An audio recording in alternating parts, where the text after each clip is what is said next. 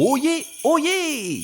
Aujourd'hui, nous allons répondre à une question posée par la maman chevaleresse Cécile, ainsi qu'une autre question, mais qui rejoint la première question, posée cette fois-ci par Arunas et Lipa, et encore une autre question qui ressemble à la question posée par Louis, et aussi une autre question posée par Malou Marlène. Décidément, tout le monde pose des questions, c'est super!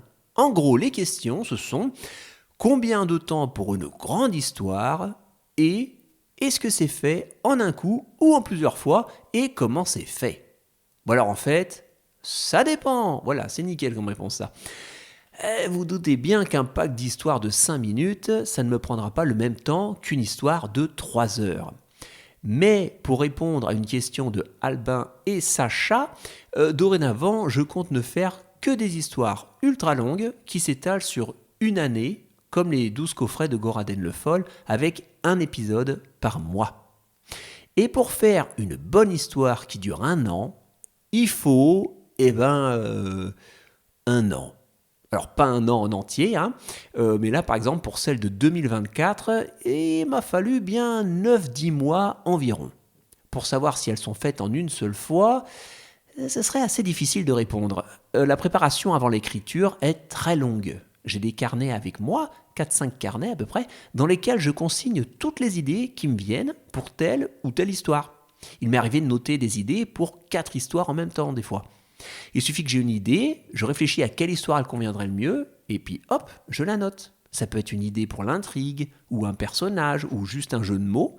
Comme ça, je n'oublie rien.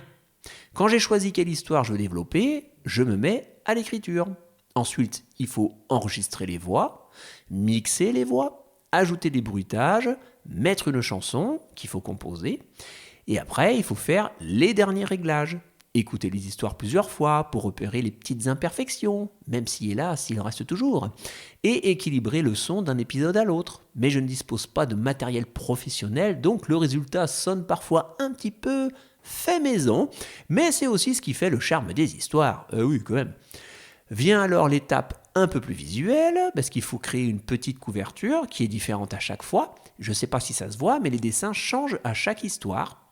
Et enfin, je colle l'image à l'histoire. J'envoie tout ça à la plateforme Audible, je rajoute le titre sur la carte de la taverne du Chevalier Orange et je me tiens prêt à vous diffuser tout ça tous les mois. Ce qui fait que quand je diffuse certains épisodes, ils sont en réalité prêts depuis un an, voire plus pour certains. Et là, j'ai déjà un an de diffusion de près. Pas moi là. Mais, vu qu'il faut prendre de l'avance, je dois me mettre au travail pour l'année d'après. Oui, allez au boulot, allez hop. Voilà, c'est tout pour aujourd'hui. Je vous dis à demain pour une nouvelle question.